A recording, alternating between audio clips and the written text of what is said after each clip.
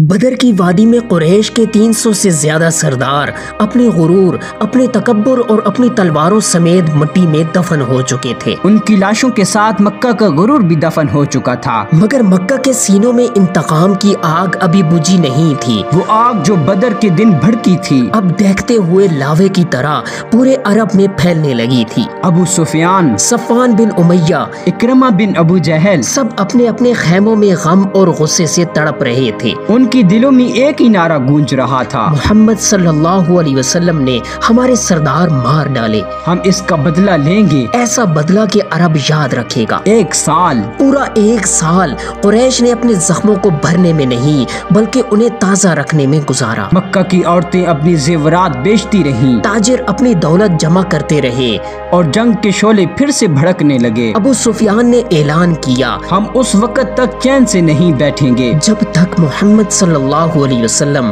اور اس کے ساتھیوں کو احد کے میدان میں مٹا نہ دیں۔ وہ جانتا تھا کہ بدر نے قریش کے غرور کو زمین بوس کر دیا تھا، اور اب ان کے وقار کو واپس لانے کا واحد راستہ محمد صلی اللہ علیہ وسلم کے خون سے گزر کر جاتا ہے۔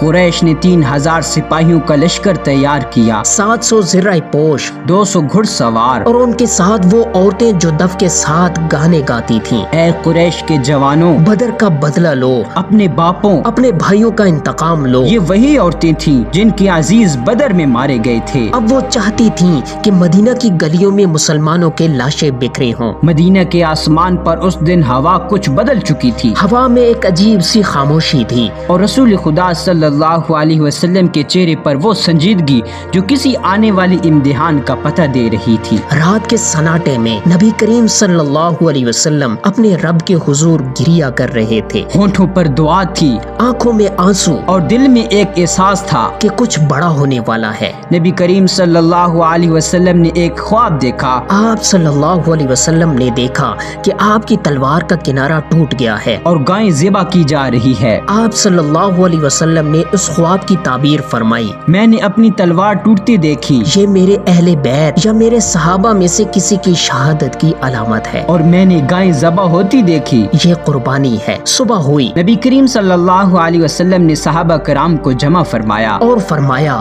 میرے خواب نے مجھے بتایا ہے کہ یہ مدینہ کی حفاظت کی جنگ ہوگی، ہمیں اندر رہ کر لڑنا ہوگا۔ مگر جوان صحابہ جنہوں نے بدر میں شرکت نہ کی تھی، ان کی دلوں میں شوق شہادت کی آگ تھی۔ وہ عرض کرنے لگے، یا رسول اللہ صلی اللہ علیہ وسلم، ہم دشمن کا مقابلہ میدان میں کریں گے، ہم احد کے دامن میں انہیں بتائیں گے کہ ایمان تلواروں سے نہیں ڈرتا۔ پھر رسول اللہ صلی اللہ علیہ وسلم نے اپنی زرہ پہنی اور اللہ کے نام سے فوج کی ترتیب بنائی، 1000 جانثار جن کی دل ایمان سے لبریز تھے، جن کی زبانوں پر اللہ اکبر کی صدا تھی، اور جن کے قدم جنت کی طرف بڑھ رہے تھے۔ یہ وہ لوگ تھے جو جانتے تھے کہ زندگی کا اصل مقصد مرنا نہیں، حق کے لیے جینا اور ایمان پر مرنا ہے۔ صبح احد وہ دن طلوع ہو چکا تھا جو تاریخ اسلام میں سنہری حروف سے لکھا جانا تھا۔ مدینہ کے باہر شہر کے شمال میں ایک بلند پہاڑ تھا، احد، جس کے دامن میں یہ مارکا ہونے والا تھا۔ نبی کریم صلی اللہ علیہ وسلم نے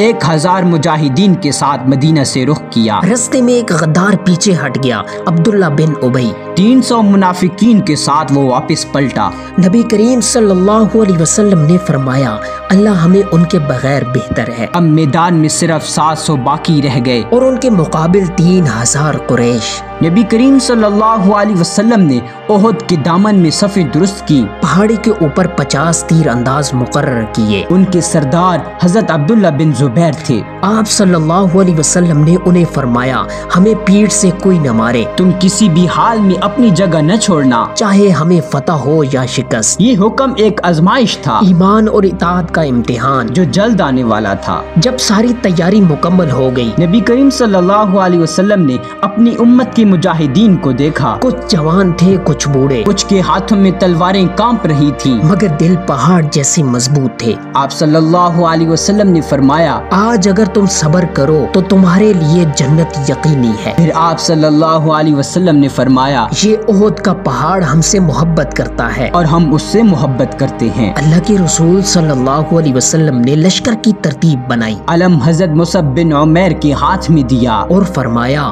مصعب تم جھنڈا ایسے سنبھالنا کہ تمہارے ہاتھ کٹ جائیں مگر علم نہ گرے۔ مدینہ کی سمت سے سورج بلند ہو رہا تھا اور اس کے ساتھ مسلمانوں کا ایمان بھی، مگر مکہ کی سمت سے ایک گرد آلود لشکر آتا دکھائی دیا، نیزے، زرہیں اور دفوں کی آواز، تکبر اور نفرت کا قافلہ جس کی قیادت ابو سفیان کر رہا تھا۔ خواتین اونچی آواز میں کہہ رہی تھی، ہم تمہارے پیچھے ہیں، اگر بھاگے تو ہم تمہیں ذلیل کریں گی۔ یہ الفاظ قریش کے مردوں کے دلوں میں آگ بن گئے۔ احد کا میدان تیار تھا، ایک طرف ایمان کی فوج، دوسری طرف کفر کی فوج، درمیان میں وہ سرزمین جو اب شہادت اور آزمائش کا گواہ بننے والی تھی۔ فضا میں تناؤ تھا، ہوا رک گئی تھی، تلواروں کے نیام کھینچے جا چکے تھے، اور نبی کریم صلی اللہ علیہ وسلم کے ہونٹوں پر یہ الفاظ تھے، اے اللہ ہماری مدد فرما، تو ہی سب سے بہترین مددگار ہے۔ صبح کی کرنیں احد کے پہاڑ پر پڑ رہی تھی، ہوا میں خاموشی تھی، مگر دلوں میں طوفان برپا تھا۔ ایمان اور کفر اپنے ایک ہی میدان میں آمنے سامنے کھڑے تھے، ایک طرف 700 مومن اور دوسری طرف 3000 کفار، ایک طرف وہ جن کی دلوں میں اللہ تھا، اور دوسری طرف وہ جو اپنے بتوں کے غرور میں ڈوبے ہوئے تھے۔ نبی کریم صلی اللہ علیہ وسلم صفوں کے درمیان تشریف لائے۔ آپ صلی اللہ علیہ وسلم کے چہرے پر سکون، آنکھوں میں یقین اور دل میں صرف ایک دعا تھی، اے اللہ اگر آج یہ جماعت ہلاک ہو گئی تو پھر زمین پر تیرا نام لینے والا کوئی نہ رہے گا۔ پھر رسول اللہ صلی اللہ علیہ وسلم صحابہ کو ترتیب دیا، پرچم حضرت مصعب بن عمیر کے ہاتھ میں، دائیں جانب حضرت زبیر بن عوام، بائیں جانب حضرت منظر بن عمرو، اور پہاڑی پر 50 تیر انداز جن کے کمانڈر حضرت عبداللہ بن زبیر تھے۔ آپ صلی اللہ علیہ وسلم نے فرمایا، یہ پہاڑی ہماری حفاظت کی دیوار ہے، تم کسی بھی حال میں اپنی جگہ مت چھوڑنا، چاہے ہم جیتیں یا ہاریں۔ یہ وہ ہدایت تھی جو آنے والی امتحان کا پہلا اشارہ بننے والی تھی۔ دوسری طرف قریش کا لشکر غرور اور انتقام سے بھرا ہوا آگے بڑھ رہا تھا۔ ان کے جھنڈے طلحہ بن ابی طلحہ کے ہاتھ میں تھے۔ ایک قوی، مضبوط اور مغرور جنگجو، عورتیں دف بجاتی نعرے لگاتی، اے قریش کے سپاہیوں، بدر کا بدلہ آج لو۔ پھر اچانک نیزے چمکے، تلواریں کھنکی، اور زمین لرز اٹھی۔ غزوہ احد شروع ہو چکا تھا۔ حضرت علی، حضرت حمزہ، حضرت مصعب اور دوسرے صحابہ ایک بجلی کی طرح حملہ آور ہوئے۔ ایمان کی قوت نے قریش کے صفوں کو ہلا کر رکھ دیا۔ نعرہ تکبیر بلند ہوا، اللہ اکبر، اللہ اکبر۔ قریش کے علم بردار طلحہ بن ابی طلحہ میدان میں آیا۔ وہ للکار کر بولا، کون ہے جو مجھ سے لڑنے آئے؟ حضرت علی آگے بڑھے۔ ایک ہی وار میں طلحہ کا غرور زمین بوس ہو گیا۔ قریش کے ایک کے بعد ایک علم بردار مارے جانے لگے، مسلمانوں کے دل مضبوط ہوتے گئے اور فرشتوں کی مدد و ترتیب محسوس ہونے لگی۔ حضرت حمزہ شیر خدا رضی اللہ عنہ اپنی تلوار کے ہر وار سے دشمنوں کو چیرتے چلے جا رہے تھے۔ ان کی للکار دشمن کی دل دہلا رہی تھی۔ میں اللہ کا شیر ہوں، محمد صلی اللہ علیہ وسلم کا مددگار ہوں۔ ہر طرف ایمان کی روشنی تھی۔ مسلمانوں نے قریش کو پیچھے دھکیل دیا، دشمن بھاگنے لگے اور میدان احد میں فتح کے آثار ظاہر ہونے لگے۔ نبی کریم صلی اللہ علیہ وسلم نے فرمایا، اللہ نے ہمیں فتح دی ہے۔ لیکن پہاڑی پر موجود تیر اندازوں نے جب دیکھا کہ قریش بھاگ گئے ہیں تو انہوں نے آپس میں کہا،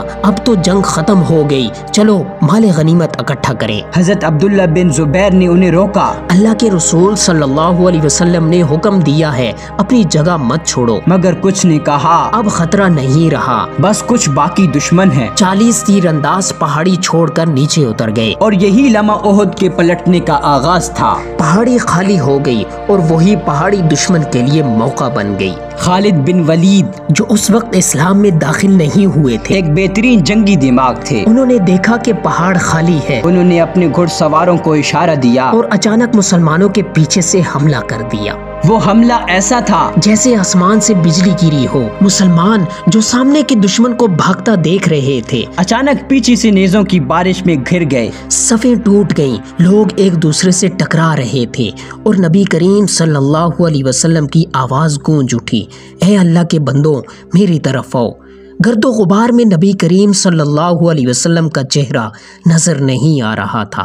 کئی صحابہ زخمی ہو چکے تھے، کچھ دشمنوں نے افواہ پھیلا دی، محمد صلی اللہ علیہ وسلم شہید ہو گئے۔ یہ جملہ سنتے ہی کچھ کے ہاتھوں سے تلواریں گر گئیں، دل ٹوٹ گئے اور زمین پر سناٹا چھا گیا۔ مگر ایمان کبھی نہیں مرتا۔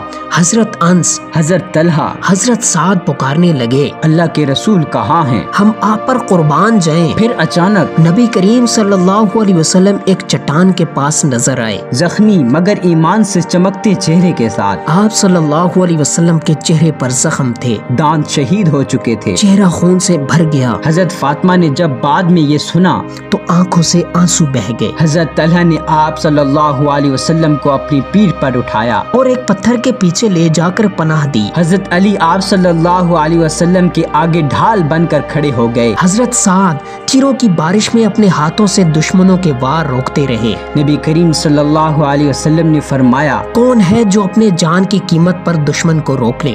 یا رسول اللہ، ہم ہیں۔ اور وہ ایک ایک کر کے لڑتے گئے، یہاں تک کہ زمین ان کے خون سے رنگین ہو گئی۔ مگر احد کی مٹی صرف خون سے نہیں، ایمان سے بھی رنگی جا رہی تھی۔ یہ وہ لمحہ تھا جب مسلمان سیکھ رہے تھے فتح صرف تلوار سے نہیں، اطاعت سے ملتی ہے۔ شام ہونے کو تھی۔ نبی کریم صلی اللہ علیہ وسلم نے صحابہ کو جمع کیا، جن کے جسم زخموں سے بھرے تھے مگر دل ایمان سے مضبوط۔ آپ صلی اللہ علیہ وسلم نے فرمایا، اے میرے صحابہ، اللہ نے ہمیں امتحان میں ڈالا تاکہ ہمیں یاد رہے کہ حکم رسول پر عمل ہی اصل کامیابی ہے۔ احد کا میدان خاموش تھا، لیکن اس کی خاموشی میں اطاعت اور نافرمانی کا سب سے بڑا سبق چھپا ہوا تھا۔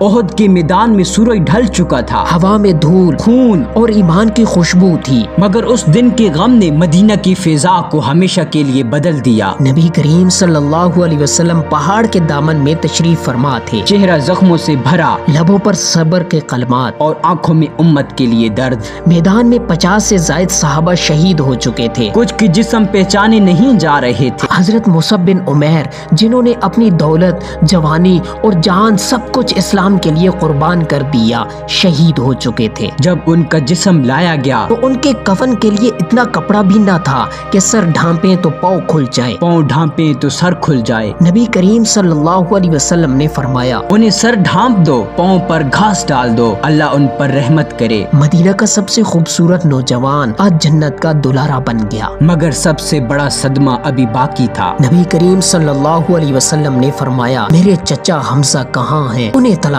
کرو۔ حضرت علی، حضرت زبیر اور کچھ صحابہ شہداء کی لاشوں کے درمیان تلاش کرنے لگے۔ پھر اچانک ایک آواز آئی، یا رسول اللہ صلی اللہ علیہ وسلم، حمزہ یہاں ہیں۔ نبی کریم صلی اللہ علیہ وسلم آگے بڑھے، اور جب آپ صلی اللہ علیہ وسلم کی نظر حضرت حمزہ پر پڑی تو زمین جیسے رک گئی۔ حضرت حمزہ شیر خدا رضی اللہ عنہ، شیر رسول صلی اللہ علیہ وسلم، وہ بہادر جن کی للکار دشمن کے دل ہلا دیتی تھی، اب زمین پر خاموش پڑے تھے۔ مگر دشمنوں نے ان کے جسم کے ساتھ ظلم کیا تھا۔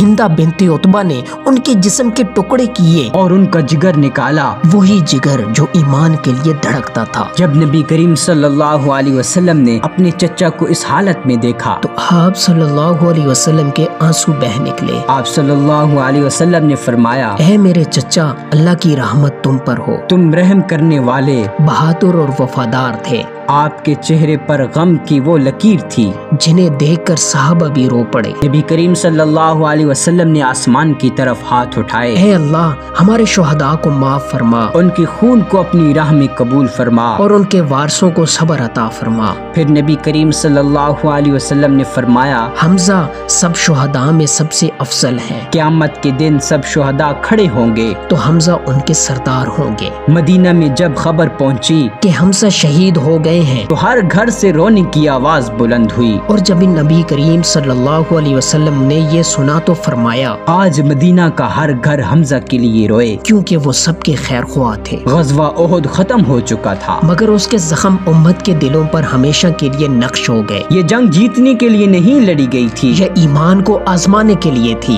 نبی کریم صلی اللہ علیہ وسلم نے فرمایا، میرے ساتھیوں، احد کا میدان ہمیں یاد دلاتا ہے کہ فتح اور شکست ہمارے ہاتھ میں نہیں، بلکہ اطاعت اور صبر ہمارے ایمان کا امتحان ہے۔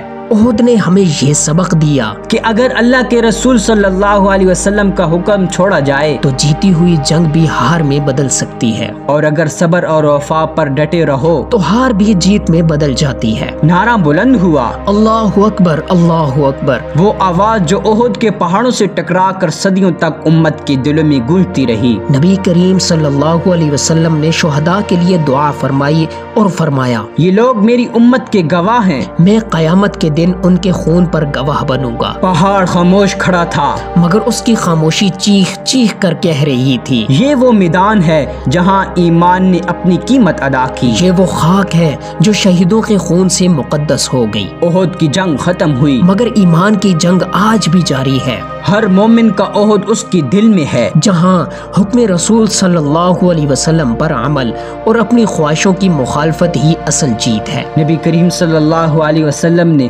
واپس جاتے ہوئے فرمایا، اللہ ہماری کوتاہیوں کو معاف کرے اور ہمیں ثابت قدم رکھے، کیونکہ اللہ ہی فتح دینے والا ہے۔ اور آج بھی جب ہوا احد کے پہاڑ سے ٹکراتی ہے تو لگتا ہے جیسے کہہ رہی ہو، اے مومن، جب حکم رسول صلی اللہ علیہ وسلم آ جائے تو چاہے دنیا کی فتح تمہارے سامنے ہو، پھر بھی اپنی جگہ مت چھوڑنا۔ فتح ایمان سے ہوتی ہے، شکست نافرمانی سے، اور عزت صرف ان کے لیے ہے جو اطاعت میں جان دے دیں۔ یہ ہے غزوہ احد جہاں ایمان زخمی ہوا مگر شکست کے بعد بھی اسلام بلند رہا۔ جی تو ناظرین، آج کا یہ ایمان افروز واقعہ آپ کو کیسا لگا؟ کمنٹ سیکشن میں اپنی رائے کا اظہار ضرور کیجیے گا۔ چینل کو سبسکرائب اور ویڈیو کو لائک کرنا نہ بھولیے گا۔ ملتے ہیں اگلے خوبصورت واقعے کے ساتھ۔ اجازت دیجیے، اپنا اور اپنے پیاروں کا بھرپور خیال رکھیے گا۔ اللہ حافظ۔